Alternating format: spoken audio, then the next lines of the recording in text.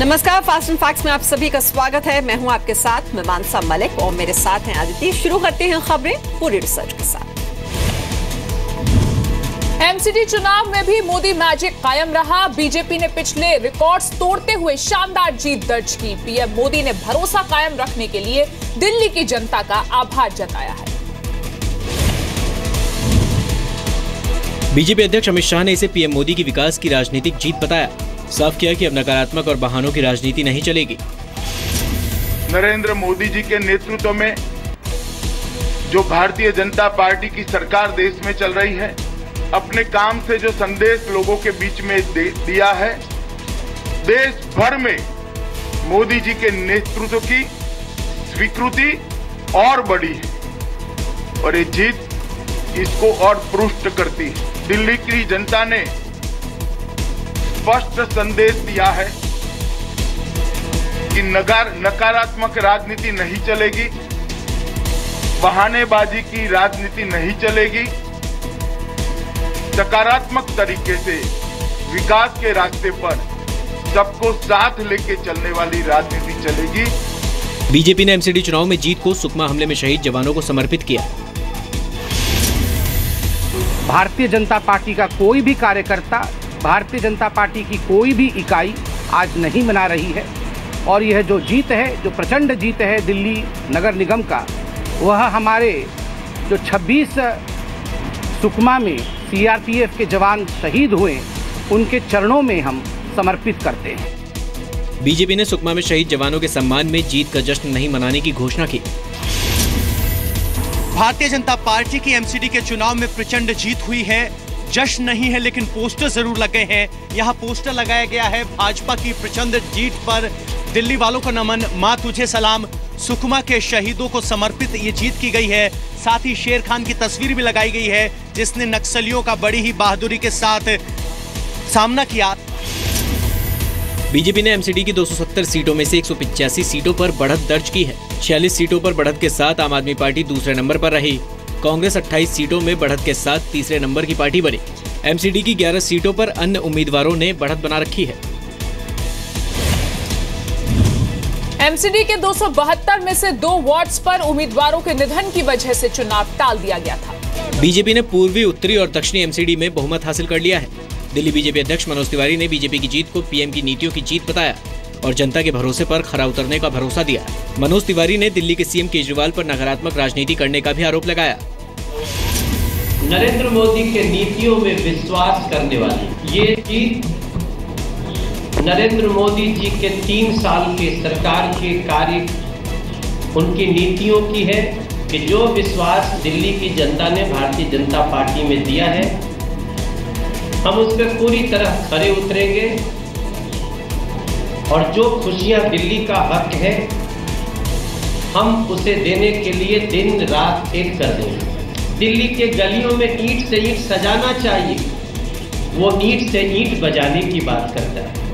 इतिहास में पहली बार हमने देखा इस चुनाव के दौरान मुख्यमंत्री के पद पे बैठा व्यक्ति दिल्ली के लोगों को धमकी दे रहा है, बददुआएं दे रहा है, शराब दे रहा है, उसको डेंगू चिकनगुनिया बांटने की धमकी दे रहा है।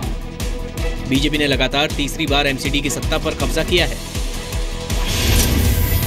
पूर्वी दिल्ली एमसीडी की 63 सीटों में बीजेपी ने 49 सीटों पर बढ़त हासिल कर ली है। उत्तरी दिल्ली एमसीडी की 103 सीटों में से 65 सीटों पर बीजेपी बढ़त बना चुकी है और बहुमत का आंकड़ा भी हासिल कर चुकी है। दक्षिण दिल्ली एमसीडी की 103 में से 71 सीटों पर बीजेपी बढ़त बनाए हुए है। 2012 के एमसीडी चुनाव में बीजेपी ने एमसीडी की 138 सीटों पर जीत दर्ज की। केजरीवाल सरकार ने एमसीडी चुनाव में हार का ठीकरा ईवीएम पर फोड़ने की कोशिश की। समाजसेवी अन्ना हजारे ने केजरीवाल सरकार की कथनी और करनी में फर्क को हार की वजह बताया है। हार के बाद दिल्ली के सीएम केजरीवाल ने बैठक बुलाई। डिप्टी सीएम मनीष सिसोदिया और गोपाल राय ने ईवीएम राग छेड़ा और बीजेपी की जीत को ईवीएम लहर बताया। हालांकि आम आदमी पार्टी नेता अलका लांबा ने ईवीएम में गड़बड़ी की बात को नकारा है और हार के बाद विधायक पद से इस्तीफे की पेशकश की है। कोई वजह नहीं है कि बीजेपी को दोबारा से लोग इस तरह से पसंद करें। दिल्ली में चिकनगुनिया फैलाने वाली पार्टी, कूड़ा फैलाने वाली पार्टी को डिफरेंस सामने आया है, वो बिल्कुल भी यकीन नहीं करने लायक है। उस पर यकीन नहीं हो सकता कि ये बिना ईवीएम के रिगिंग के ये इतना बड़ा डिफरेंस हो सकता है। जिस तरह से चमत्कारिक जीत भारतीय जनता पार्टी को मिली है वो ईवीएम लहर से ही संभव है। ये मोदी लहर नहीं है जिसको भाजपा चिल्ला रही है, ये ईवीएम की लहर है। ये बात जरूर ईवीएम की उठ रही है, पर मुझे मालूम है जमीनी हकीकत क्या थी, कहाँ कहीं चूक हुई है। मैं बिल्कुल एक व्यक्तिगत तौर पे मैं अपनी चांदी चौक विधानसभा की बात कर रही हूँ, मेरी जिम्मेदारी। मैं देखूंगी, बात करती हूँ। अपने कैंडिडेट्स अभी आए हैं, उनसे मैं बात कर रही हूँ कि क्या वहाँ कहाँ से कितना वोट पड़ा, कहाँ चूक हुई। समाजसेवी अन्ना हजारे ने केजरीवाल सरकार पर वादे पूरे नहीं करने का आरोप लगाया। बीजेपी ने कहा कि आम आदमी पार्टी हार से बचने के लिए ईवीएम का कवच पहन रही है। बीजेपी ने पूछा, अगर ईवीएम पर भरोसा नहीं था तो केजरीवाल वोट डालने क्यों गए? एक बड़ा बंगला भी लिया, गाड़ी भी लिया, और पार्टियों ने भी जितना तनख्वाह नहीं बढ़ाया होगा उससे ज्यादा इन्होंने बढ़ाया है। इसके कारण विश्वासपात्रता कम हो गई। इनको अपनी बुराई छिपाने के लिए ईवीएम का कवच पहन रहे हैं अरविंद केजरीवाल और आम आदमी पार्टी। आप अपनी कमियां पे गौर नहीं करते। केजरीवाल साहब की एक बात है, वो बड़ी स्पष्टता से कह रहे हैं और उन्होंने दो टूक ये कहा है कि अगर जीते तो ईवीएम ठीक है और अगर हारे तो ईवीएम खराब है, इसलिए वो इस बात को छुपा नहीं रहे। उन्होंने ये तो रिजल्ट आने से पहले ही कह दिया था और वोट भी डाल के आए थे उसी ईवीएम के अंदर, या तो बहिष्कार कर देते। दिल्ली के कई मुस्लिम बहुल इलाकों में भी आम आदमी पार्टी के उम्मीदवार हार रहे हैं। पूर्वी दिल्ली नगर निगम की 63 सीटों में से आम आदमी पार्टी 9 सीटों पर बढ़त बना पाई। उत्तर दिल्ली नगर निगम की 103 में से 22 सीटों पर आम आदमी पार्टी ने बढ़त बनाई है। दक्षिणी दिल्ली नगर निगम की 104 में से 15 सीटों पर आम आदमी पार्टी के उम्मीदवार आगे चल रहे हैं। विधानसभा चुनाव में 70 में से 67 सीटों पर जीत हासिल करने वाली आम आदमी पार्टी पहली बार एमसीडी चुनावों के लिए मैदान में उतरी थी। एमसीडी चुनाव में हार के बाद कांग्रेस में आरोप प्रत्यारोप और इस्तीफों का दौर शुरू हो गया है। चुनाव में तीसरे नंबर पर रहने के बाद दिल्ली कांग्रेस के अध्यक्ष अजय माकन ने इस्तीफा दे दिया और शीला दीक्षित पर निशाना साधा। शीला दीक्षित ने भी अजय माकन के बयान पर पलटवार किया। अग्रेशन की बात शीला जी ने कही है। पिछले 2 वर्ष से लगातार शीला दीक्षित जी और संदीप दीक्षित जी लगातार मेरे खिलाफ में बोलते जा रहे हैं और मैंने एक भी बार उनका जवाब नहीं दिया है और मैं जवाब देना भी नहीं चाहता। मैं शीला जी को अपना मेंटर मानता हूं और उनके साथ में मैंने काम किया है, बहुत कुछ सीखा है। वो बिल्कुल मना कर दिया गया था, मैं कहीं नहीं गई, एक भी जगह नहीं गई जहां मैंने जाके कहीं प्रचार किया हो। तो हम पर देना ये कि क्योंकि अपने से वो मुक्त होना चाहते हैं, तो मैं इस सोच को समर्थन नहीं करती हूँ। दिल्ली कांग्रेस के प्रभारी पीसी चाको ने भी हार की जिम्मेदारी लेते हुए पद से इस्तीफा दे दिया है। I was in charge of DPCC and Mr. Ajay Makan was the president. Both of us, in a way, failed in our responsibility to bring in results.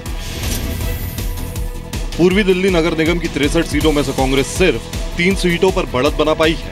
उत्तरी दिल्ली नगर निगम की 103 में से 13 सीटों पर कांग्रेस ने बढ़त बनाई है।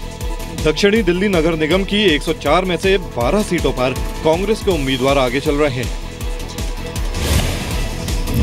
2012 के एमसीडी चुनावों में कांग्रेस ने 77 सीटों पर जीत हासिल की थी। एक ओर सुकमा के शहीदों की शहादत को सलाम किया जा रहा है, वहीं दूसरी ओर बिहार के सीएम नीतीश कुमार पर शहीदों के अपमान का आरोप लगा है। आरोप है कि नक्सली हमले में शहीद जवानों का पार्थिव शरीर पटना एयरपोर्ट से विशेष गाड़ी के जरिए लाया जा रहा था।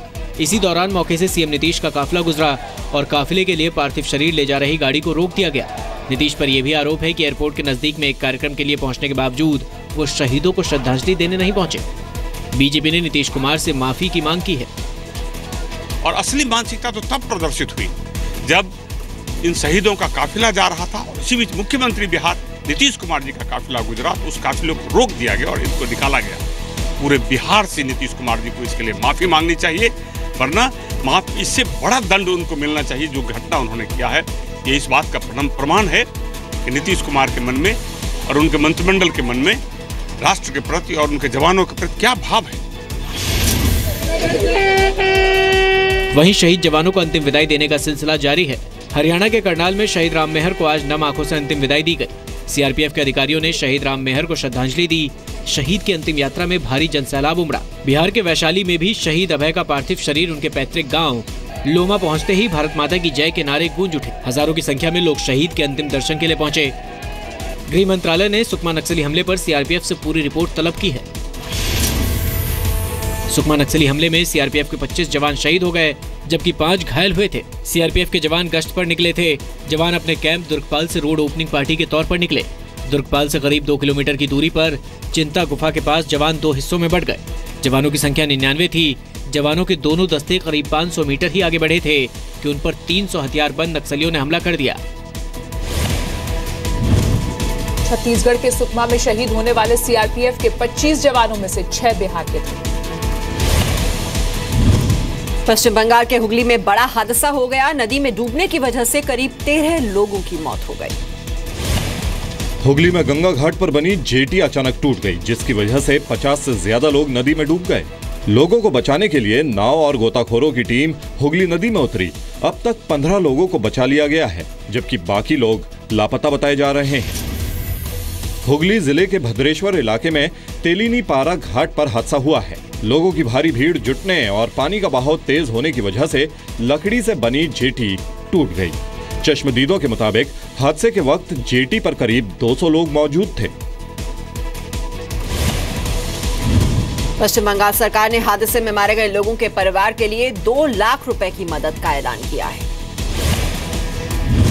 एआईएडीएमके में शशिकला नटराजन और उनके भतीजे दिनाकरन की मुश्किलें बढ़ गई हैं। दोनों का पार्टी से किनारा करने की तैयारियां शुरू हो गई हैं।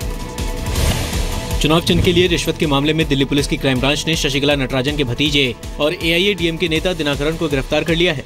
दिनाकरन की गिरफ्तारी के बाद आज चेन्नई में एआईएडीएमके मुख्यालय में लगे शशिकला नटराजन के पोस्टर हटा दिए गए। पनीर सेल्वम गुट ने शशिकला के पोस्टर हटाए जाने के फैसले का स्वागत किया है और इसे दोनों गुटों में विलय की चर्चा के लिए अच्छा कदम बताया है। एआईएडीएमके मुख्यालय से शशिकला का पोस्टर हटाए जाने पर हमें खुशी है। हम इसका स्वागत करते हैं। अगर सब इसी तरह चला तो हम विलय के लिए बात करेंगे। हम सब एक ही परिवार के भाई हैं। दिनाकरन पर एआईएडीएमके का जब्त किए गए 2 पत्ती वाले चुनाव चिन्ह हासिल करने के लिए चुनाव आयोग को 50 करोड़ की रिश्वत देने की कोशिश का आरोप है। इस मामले में दिल्ली पुलिस ने दिनाकरन के करीबी दोस्त मल्लिकार्जुन को भी गिरफ्तार किया है। दिनाकरन से दिल्ली पुलिस की क्राइम ब्रांच पिछले 4 दिनों से पूछताछ में जुटी है। 2 लोगों की गिरफ्तारी हुई है। कल 2 बजे हम बेल एप्लीकेशन मूव करेंगे और पुलिस जब रिमांड पे लेके जाएगी तब वहाँ पे हम आर्ग्यू करेंगे। आपकी बरामदगी भी उनके पास से हुई है? नहीं, दैट आई डोंट नो, जब आस्क देम। कल पेश करेंगे 2 बजे पूनम चौधरी के कोर्ट में, अराउंड 12 से 2 बजे के बीच में। That you have to check there ना। 30,000। दिल्ली पुलिस क्राइम ब्रांच के मुताबिक पूछताछ के दौरान दिनाकरन ने बिचौलिए सुकेश चंद्रशेखर से मुलाकात की बात कबूली है। दिल्ली पुलिस ने दिनाकरन के खिलाफ 17 अप्रैल को एफआईआर दर्ज की थी। रिश्वत के लिए मध्यस्थता के आरोप में गिरफ्तार सुकेश चंद्रशेखर 28 अप्रैल तक पुलिस रिमांड में है। दिनाकरन के खिलाफ एफआईआर के बाद से 2 गुटों में बटी एआईएडीएमके में सुलह की कोशिशें तेज हो गई हैं। दिनाकरन को आज दिल्ली की 30 हजारी कोर्ट में पेश किया गया। आज सेंसेक्स ने शुरुआती बढ़त के साथ 30,000 का जादुई स्तर पार कर लिया। पहले आधे घंटे में ही सेंसेक्स 140 अंकों की बढ़त के साथ 30,078 के स्तर पर पहुंच गया। निफ्टी भी 40 अंकों की बढ़त के साथ 9,346 के स्तर पर पहुंचा। सेंसेक्स ने अब तक 3 बार 30,000 के स्तर को पार किया है। मार्च 2015 के बाद सेंसेक्स 30,000 के आंकड़े के पार पहुंचा। 5 अप्रैल 2017 को भी सेंसेक्स ने 30,000 के स्तर को पार किया था।